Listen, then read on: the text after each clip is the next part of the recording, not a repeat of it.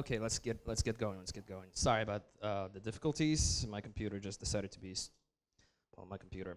My name is Dima Kovalenko. My friend Alex just came out. He'll be back in a minute to help me finish this presentation. But in the meantime, I want to tell a bit myself. I recently wrote a book about Selenium design patterns and everything, so you can check it out on Amazon, and I will try to get a free copy for the conference to hand out.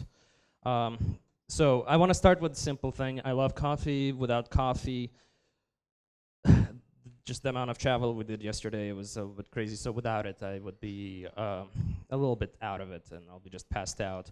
So and that's what I'm thinking is happening to everybody here. It's just early in the morning. Everybody's waiting for that caffeine to kick in, and you're actually starting to feel better. So our talk is not overly technical. We're not gonna try to make your brain hurt. So we will talk about some fun experiences that we had in our careers. So let's talk about garbage. So I'm not talking about the garbage you find on the street. I'm talking about the garbage at work, the jobs that you have to do, but nobody wants to do them. It's that job. Everybody has that at their office. Everybody has, whether it is managing Windows boxes or it is, I don't know, you know exactly what's going on at your work. Let me talk about my first job. My first job was, for 5 years, I would actually take burgers and I would flip them and give them to people. And the job was, it was okay. I was going to school, I needed to pay the bills, and I got all the free burgers I could eat. So to this day, I cannot stand burgers or French fries. I cannot eat French fries because it's just too much chicken. Oh yeah, chicken too. I had to kill too many chickens. My second job, though, I got very, very lucky because my second job was for a internet company. It was a small company back then. It was only about 30 people when I started, and it was called Rosetta Stone, and it's a language learning company where you could just learn English or whatever. And the job was manual testing. And the job was better than flipping burgers because I would actually go into the office and I would dress and I would not smell like smoke all day. But after about working there for 5 years, I started to realize one thing. Nobody actually wants that job. That's the thing though, like manual testing is one of those things where everybody does it and everybody needs it, but nobody wants it. And in my case, it was really, really bad.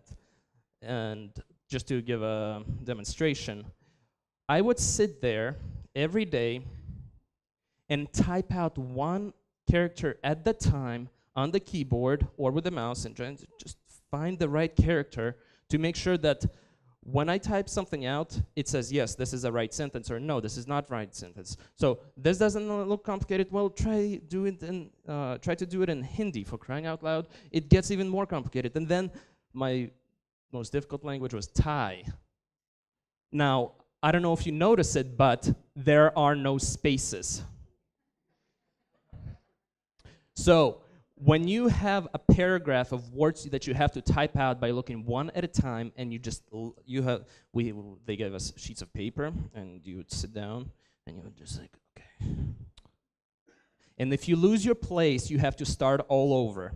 Now do that for 8 hours, 10 hours a day for 2 weeks. I did it for about 2 years.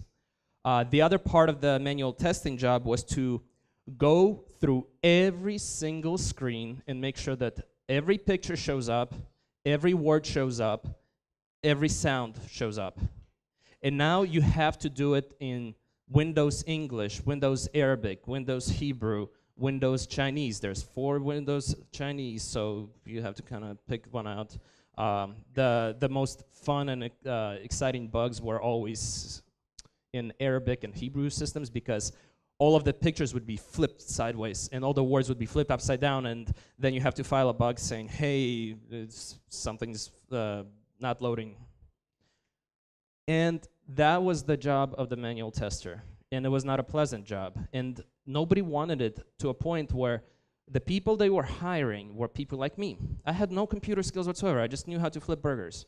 And they hired me because nobody, they could not, they just hired people without any degrees because nobody would actually disrespect themselves to this point.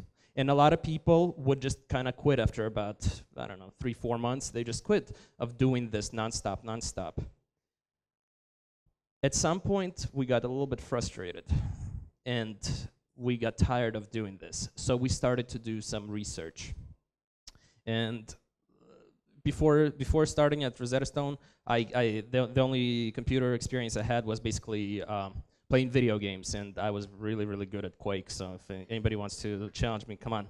But that was it. So the obvious solution was to go and talk to some developers and ask some questions, and what they suggested is, well, why don't you just try to write a script to do that? Well, what do you mean well, if you write a script that goes in and checks that the words actually show up on the CD that we printed, and that the pictures show up, and we can just take a checksum of the image and compare it to expected image, things will just automatically guarantee that every picture shows up when you expect it to show up. So the solution was to write a simple Perl script that would run through the whole CD and check thousands and thousands of pictures and thousands of words and sounds and everything, and guarantee that it was 99% accurate every time, because that was the problem when we were doing it by hand. After you watched 24 languages and there's 3 CDs each, after you watch through all of them, you start to miss things. You start to not see, like, oh, there's a picture missing here, that's a bad CD, and all that. That was my introduction to automation, to learning how to program, how to do everything. And so the thought on from this experiment was, frustration is good, because frustration makes you do things to find a new and creative solution. And in this case, it was automation. And in this case, it was new skills. The job that nobody wanted to do is the job that ended up teaching me how to be a better programmer, or becoming a programmer in general, just learning how to use a computer. But that's the job that nobody wanted to do. And it's kind of funny how that job turned into something that I kind of enjoy actually going to work every day. But the problem with a lot of it, a lot of companies, is that they treat the developers and QA people as just a bunch of trained monkeys. You just show up, we can hire anybody off the street to come in and sit down and test or write some code. And everybody's confused afterwards, like, why is this breaking? Why does this make no sense? Like, why? And I think the thought that occurred to me is that, especially QA people, the testers, we are the garbage men. We do the things that nobody wants to do, and we are invisible. When you do things right, nobody knows you exist. But when you do things wrong, everybody just all of a sudden noticed, oh, everything is broken now. It's your fault. You missed it. Well, of course. I mean, technically we're superheroes, but I'm not saying that.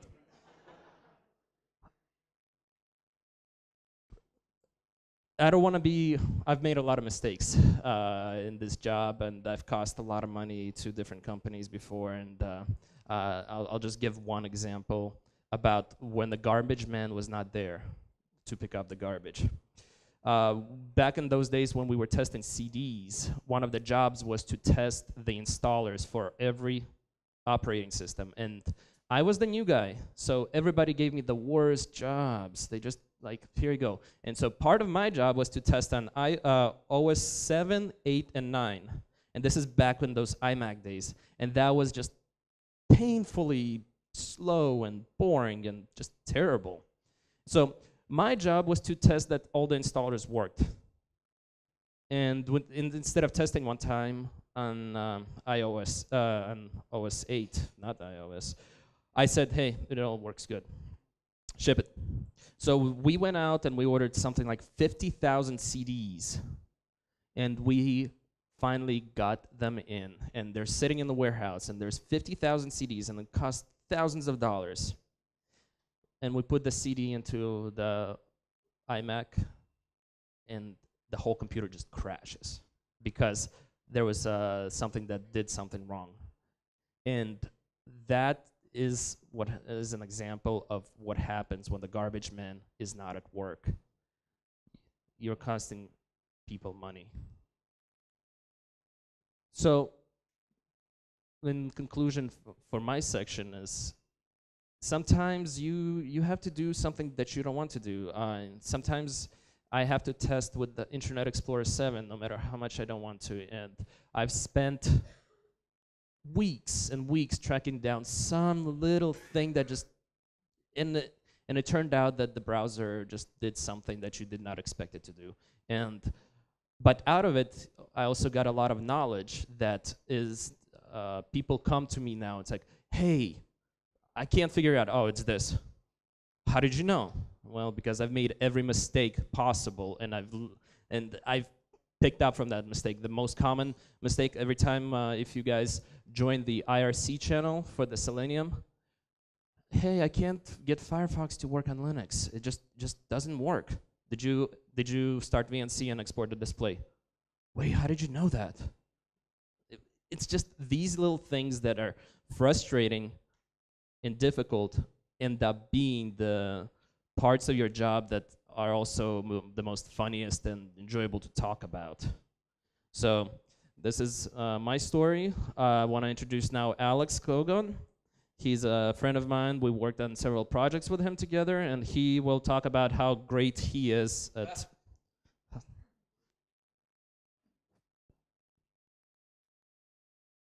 Okay, so I have a slightly different subtitle here. It's called How I Learned to Be Good by Doing Everything Bad. And I've been programming since longer than I care to admit, because I'm probably older than most people here. But when I started programming, we didn't really have much access to computers, so we literally wrote basic programs on a piece of paper, and then once we had pages and pages, we would type them all in. So, you know, one of the first things we did is all of our variables were named A, B, C, you know, maybe with a $sign in front and things like that, and that seemed expedient, so it seemed like a good idea. And what I learned later is that when you go back and look at these things a year later, you obviously have no idea what's going on. So I'm a big proponent of XP, extreme programming, because it addresses many of the stupid things I used to do, and I spend most of my time trying to convince people that things like pair programming, which are very counterintuitive, actually make sense. And since this is being recorded for posterity, I have to say that we didn't have any hot water in our hotel this morning, so you'll have to excuse my 5 o'clock shadow. For those of us that have spent time in the United Kingdom, you're probably fairly familiar with this. And say, keep calm and learn from your mistakes, because as Dima said, everything I know because I did something wrong, and I figured out later that it was really stupid to do things that way, and that there was a better way, and that's why I do things better way now. So I have two case studies, as it were. The first was when I was in university. I had already been programming for a very long time, but in university you do a lot of programming where somebody's standing up in front of a few hundred people and writing, in this case, C code on a blackboard. And in my time, Java did not exist, so we were doing everything in C. And then we would get these really, really, really big programming assignments, and we would write tons and tons and tons of code for hours and hours and hours and hours, and then we would say, okay, let's see if it works, and we would discover that not only did it not work, it didn't even compile. So, you know, you take your experience from blackboard coding, you write very short, ugly variable names because you don't feel like typing anything in. You do lots of theoretical programming without doing anything, and you write a lot of code without even bothering to compile it, much less test it. So I remember one project where we spent days and days and days programming, and then we tried to compile it, and after a couple days of trying to get it compiled, we ended up just starting the whole thing over. And what we did was, from the very beginning, we compiled it constantly and tested all the smallest changes we made just so that we could make sure that we had something that was working. Now, of course, your IDE does this for you automatically in real time, but at this time we were using terminals and Emacs, and you know, there was some Unix box somewhere that we were actually programming on. So what did we get? We got, yeah, lots of ones and zeros on a blackboard somewhere that really didn't help you at all. So what did we did? We started over. Now, failure is only the opportunity to begin again, only this time more wisely. As I said, just write the most basic code, make sure it compiles and runs. Everything you do, run it and test it, make sure it keeps working. And if you can, code with the debugger. That's what I like to do. I mean, with the IDEs these days, they recompile the code in real time, so you can actually be inspecting your variables while you're writing the code. And it's certainly been a long leap forward. So I would say, as Bob Dylan did, that the times they are changing. And back in the 80s and early 90s, we were a bit of dinosaurs, and these days these billionaires create glasses that record everything they see and make people terrified. I used to use a computer that actually looked like that, and it was, you know, if you were a graduate student, you could actually use an X Windows terminal, but us lowly undergrads had to spend hours and hours coding on things like that. And these days, pretty much anybody can afford a nice workstation with twin LED monitors. We wrote code in, VT100, where you were happy if you could actually change the colors. And nowadays you have Eclipse is my personal favorite. I've been using it for a long time. Of course, other people have tendencies towards IntelliJ, or I don't know, NetBeans. I guess NetBeans is nice for drawing user interfaces, but whatever you like. I'm not going to discriminate, but I personally am a flare at that. And these days, testing is a whole different reality. Once upon a time, you wrote system.out.println if you're a Java programmer, and you got lots and lots of stuff, and now you write automated tests and put them into Eclipse, or into, Jenkins, Hudson, whatever you want to call it. And whenever you commit your code, it automatically checks it out and runs everything for you, and you get this nice output, which hopefully is all green, but here obviously there were some test failures, and then you know, oh, okay, I screwed something up, I need to go back and fix it.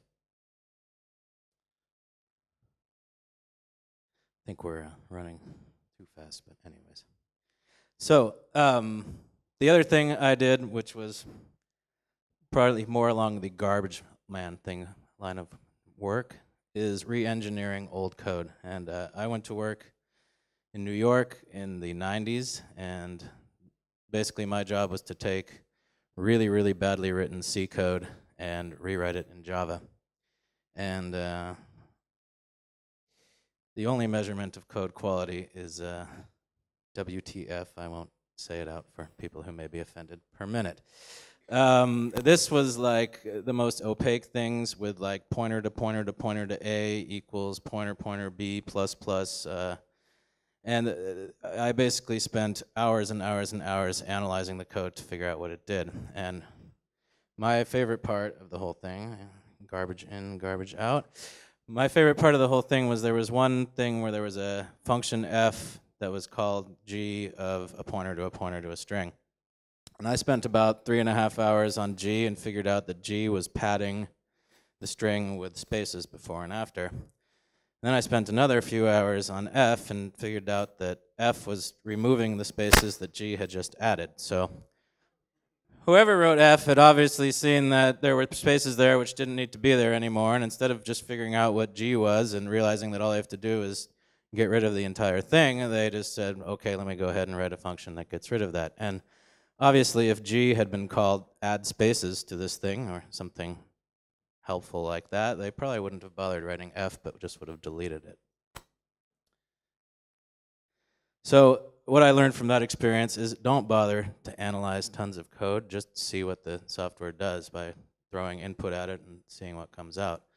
One job I had was to redo a monolithic C++ program for processing derivatives trades into something that could run multiprocessor on many different computers so that it could handle the flow that was coming through the bank at the time.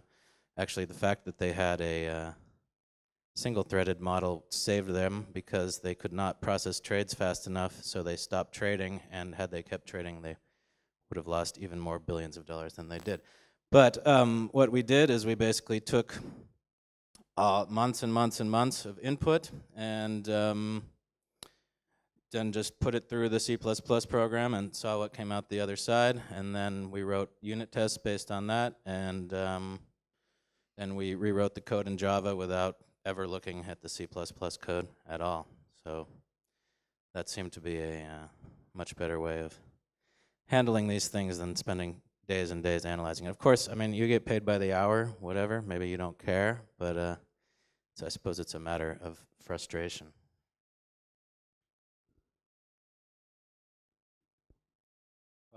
Well, I will hand it back to Dima, who will entertain you with song and dance. School. Does anybody know how much we actually gotta go till? I don't want to run too long by accident. Basically, I wanted to tell one more story about how being a manual tester made me into a sys administrator. And this is again the whole topic of being a garbage man and actually doing what you're don't want to do. Early on, when filing bugs, my first bugs would always be, hey, everything's broken. And somehow developers, I don't know, those jerks, they didn't like that. They were like, oh, what do you mean everything's broken? Well, tell me what's broken. Well, no, go to staging yourself and test. And they would not. Oh, it was always, hey, it works on my machine, and that was the most frustrating part. So part of the thing that we started to do is actually understand the application and understand the code.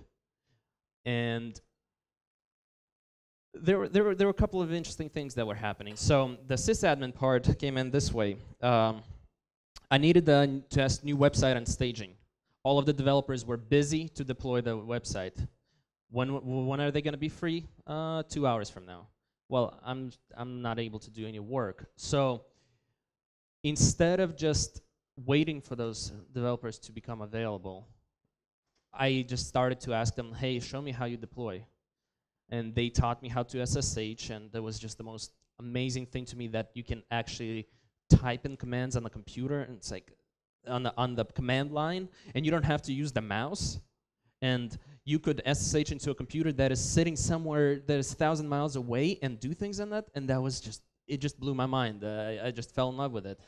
And part of the whole being a sysadmin thing is you have to deploy the code often. And the fact that nobody else would do it forces you to pick up the slack. And I think part of the reason that QA people are probably going to be the best maintenance, DevOps, sysadmin people is because unlike sysadmins who only know how to run a Unix system or a Windows system, the QA people, we know how the application works. We know how the business works, and so we know how it's supposed to work. But on top of that, we are constantly forced into doing things that are deployment to staging all the time because we need to test the latest code. And so when you combine the knowledge of the application and knowledge of the business with the knowledge of the systems that you are actually using in production, you become a sysadmin. Couple of things to make you all the developers love you, I found out, is when staging is broken and something is doing something that it's not supposed to, log into staging and check the database. Maybe nobody deployed the database. Hey, what if check the logs? What if there's a stack trace in there? So instead of saying, hey, staging is broken, I cannot purchase anything, your bug reports are now, hey, staging is broken, here's a stack trace. The developers now love you because all of a sudden they cannot say it works on my machine, but on top of that, you gave them a lot more information about what is wrong with their application. And sooner or later, you start to fix all these bugs yourself by just redeploying the database yourself. Why even try to file a bug report? I can fix it right now in 5 minutes and I'll be done. And hey, look, all these test cases that got finished. Same thing goes with Selenium. I've worked with some people who only watched the Selenium build in Jenkins. Click and watch it go. And when it fails, they just say, "Oh, this test is failing." But nobody, instead of actually going in and running the test on your machine locally and watching where it fails and why it fails and seeing all that, they would just always, "Hey, it's broken." Picking up those jobs and doing those things instead of just handing it off to somebody else, that will be probably the most productive learning experience that you will ever have. It's even better than going to school, learning how to program in Java without actually seeing how Java can fail, or how Ruby can fail, or how Selenium can fail. Constantly seeing things blow up and then understanding why things went wrong and why they blew up, that will make you the most knowledgeable and experienced person on your team. And lead developers, senior software developer, well, what is he? He knows the theory. Okay. He knows the theory of object-oriented programming. Okay. But throw him a curveball and just take down one of the database servers in the cluster and see how they figure that out. Well, they might not be so good. But once in a while, if you've seen the database clusters go down, it's like, oh, okay, I can fix production. I'm here, guys. Don't worry, I got this. So I think this is all the time we prepared for. Thank you, Mr. Alex. Please stand up. Please give applause. First time presenter. And thank you everybody for coming. Please enjoy the rest of the conference. It's going to be great. Are we done? Yeah?